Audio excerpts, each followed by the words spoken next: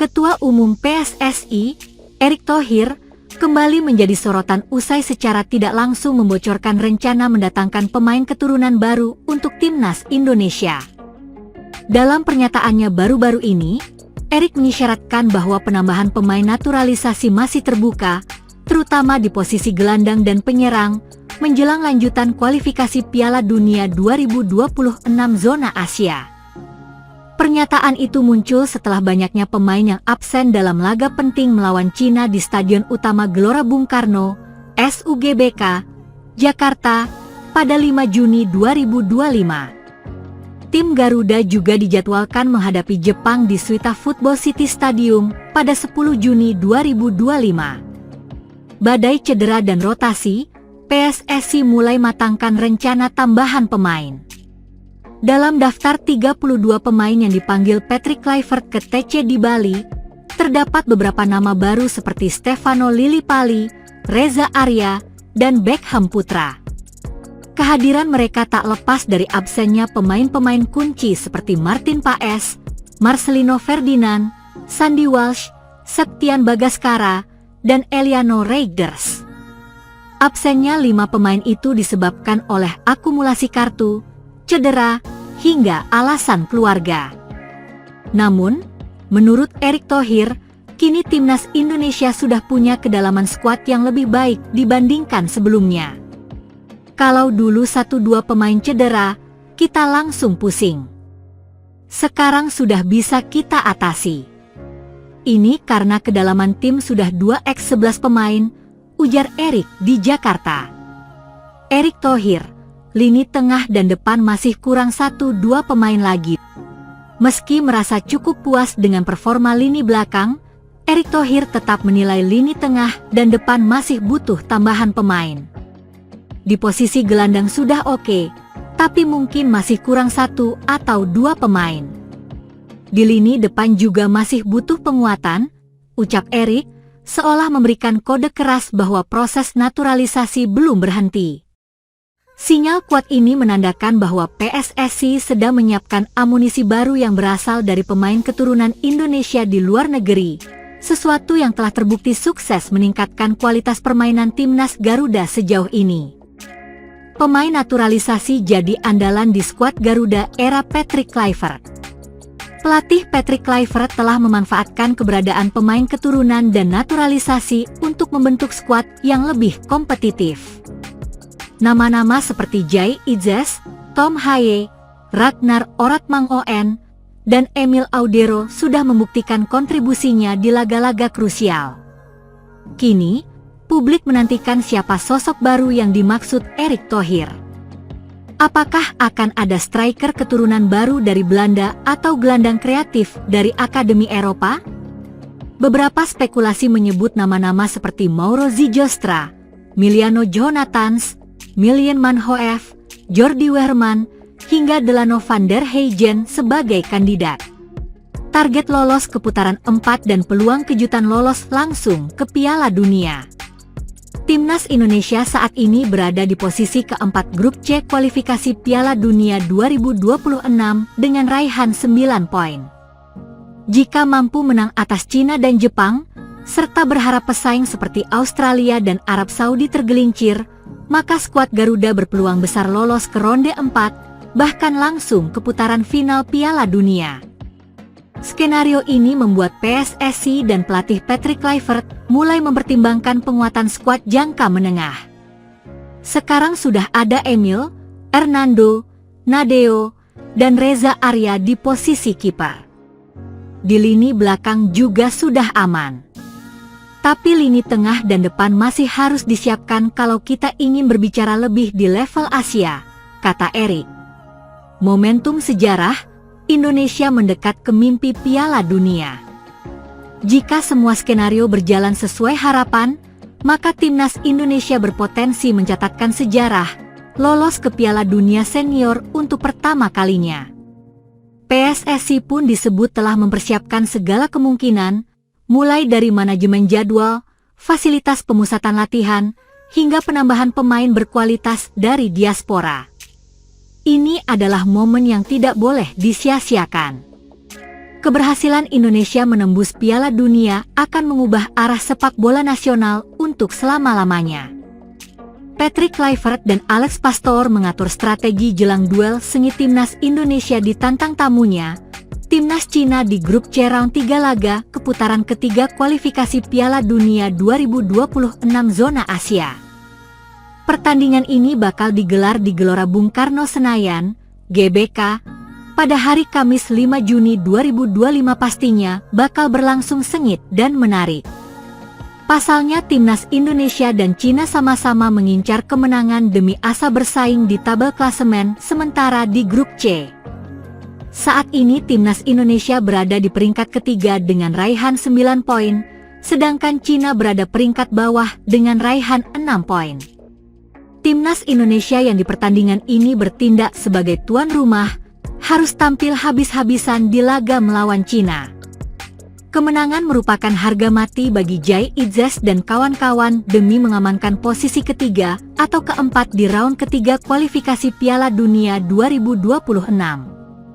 Meski tidak mudah dikarenakan di laga ini, Cina tentunya akan berupaya bangkit usai menelan 2 kali kekalahan beruntun dan saat ini berada di dasar klasemen. Namun pelatih Timnas Indonesia Patrick Kluivert dan asisten pelatih Alex Pastoor optimis, skuad Garuda mampu menuntaskan perlawanan Timnas Cina di pertandingan nanti. Apalagi di laga ini Timnas Indonesia bermain di kandang sendiri yang tentunya akan mendapat dukungan penuh dari ribuan supporter Garuda. Laga krusial melawan Timnas Cina ini, Timnas Indonesia dipastikan tidak akan diperkuat 5 pemain andalannya yakni Martin Paes, Marcelino Ferdinand, Ragnar Oratmangoen, Eliano Reigers serta Sandy Walsh. Dengan absennya kelima pemain utama, Patrick Kluivert dan Alex Pastoor meracik strateginya yang baru. Ini prediksi starting lineup Timnas Indonesia versus Cina yang berpotensi besar bakal diterapkan oleh Patrick Kluivert dan Alex Pastoor di match ke-9 round ketiga kualifikasi Piala Dunia 2026 zona Asia. Pertama di sektor penjaga gawang akan menjadi milik Emil Audero Mulyadi sebagai pilihan utama melawan Cina nanti. Emil Audero merupakan kiper yang kenyang akan pengalaman di kompetisi benua Eropa. Beberapa klub raksasa seperti Inter Milan, Juventus hingga Como 1907 pernah dilabuhi oleh pemain kelahiran Mataram itu. Laga melawan Timnas Cina ini juga akan menjadi tantangan sekaligus pembuktian bagi Emil Audero mengingat ini merupakan debut perdananya bersama Timnas Indonesia. Selain mempunyai refleks yang sangat baik, Emil Audero juga mempunyai ketenangan dalam mengantisipasi berbagai tendangan keras dari lawan. Maka tidak ada alasan lagi bagi Patrick Kluivert maupun Alex Pastoor untuk tidak memasangnya sebagai pilihan utama. Sektor lini belakang pertahanan sepertinya akan diisi trio preman, Rizky Ridho, Jai Idzes, dan Justin Hubner. Ketiganya akan mengawal Emil Audero dari gempuran para pemain Timnas Cina tanpa perlu berdebat atau saling merendahkan. 3 pemain tersebut merupakan trio terbaik yang dimiliki Timnas Indonesia saat ini dengan terbukti hanya menelan 1 kali kekalahan, itu pun saat melawan tim terkuat di Asia yaitu Timnas Jepang. Selebihnya trio ini belum terkalahkan sejak bermain bersama, dan seakan padu jadi satu untuk membentuk tembok yang kokoh di lini pertahanan Indonesia.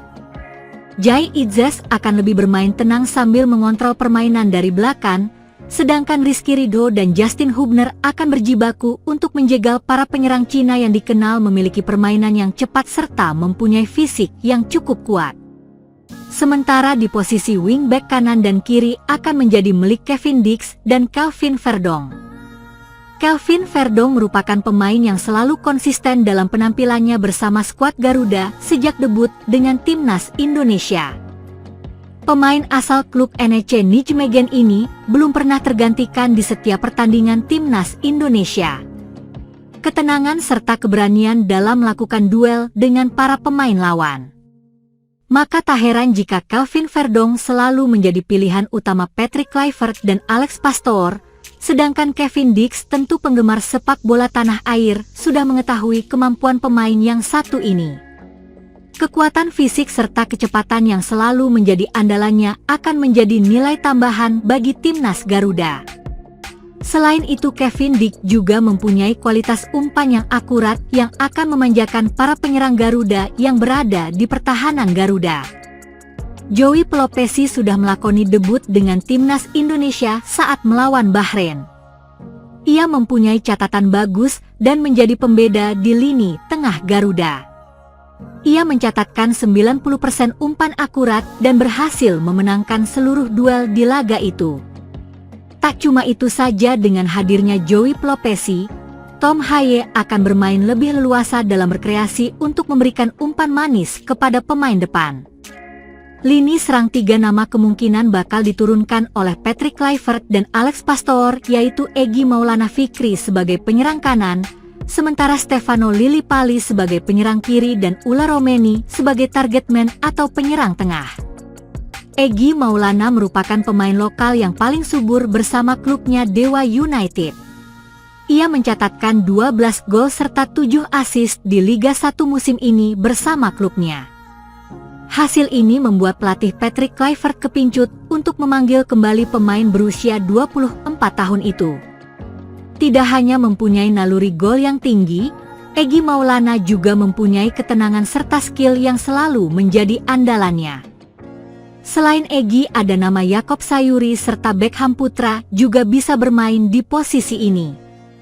Yakob Sayuri mempunyai kecepatan serta mempunyai akurasi umpan yang akurat yang dapat dimanfaatkan oleh para pemain timnas Indonesia yang berada di pertahanan lawan. Sedangkan Stefano Lillipali akan menggantikan Ragnar Oratmangoen yang absen di posisi sayap kiri. Ia akan bermain lebih melebar, membuka ruang untuk memberikan umpan akurat kepada Ulla Romeni yang berada di lini depan. Setelah beberapa tahun absen, membela timnas Indonesia, Stefano Lillipali tentunya tidak ingin menyanyiakan kesempatan ini bersama skuad Garuda. Kehadirannya diharapkan mampu memberikan kontribusi yang maksimal terhadap lini serang Garuda. Selain Stefano Lillipali, di posisi ini ada nama Rafael Struijk serta Dean James yang siap menunggu di bangku cadangan. Sedangkan Ulla Romeni, tentu kita sudah mengetahui kemampuan pemain yang satu ini, bermain 2 kali pertandingan bersama skuad Garuda mampu menciptakan 2 gol bagi timnas Indonesia. Ketenangan serta skill yang selalu menjadi andalannya akan membuat lini serang Garuda semakin mematikan di lini depan. Selain mempunyai naluri gol yang tinggi, Ulla Romeni juga mempunyai kecepatan serta kelincahan dalam melakukan serangan. Maka tak heran jika pemain asal Oxford United ini selalu menjadi andalan utama di setiap pertandingan Garuda di lini serang.